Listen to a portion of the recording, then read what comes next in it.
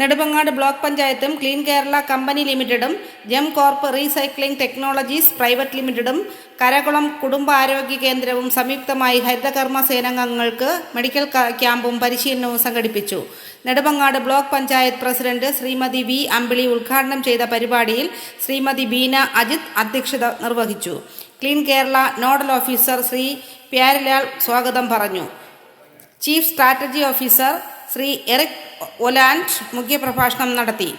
Block panchayat BDO Sri Vinod Kumar നന്ദി പറഞ്ഞു. ജനപ്രതിനിധികളായ ശ്രീമതി അനുജ, ശ്രീമതി സുഷ, ശ്രീ കണ്ണൻ, 5 പഞ്ചായത്തുകളിലെയും ആരോഗ്യ വിദ്യാഭ്യാസ സ്റ്റാൻഡിംഗ് കമ്മിറ്റി ചെയർമാൻമാർ, ബ്ലോക്ക് പഞ്ചായത്ത് ജീവനക്കാർ, കരകുളം ഫാമിലി ഹെൽത്ത് സെൻ്ററിലെ മെഡിക്കൽ ഓഫീസർ, ഡോക്ടർമാർ, നഴ്സുമാർ, ജീവനക്കാർ, ക്ലീൻ കേരള കമ്പനിയിലെ ജീവനക്കാർ, ഹരിതകർമ്മ സേനാംഗങ്ങൾ എന്നിവർ പരിപാടിയുടെ ഭാഗമായി.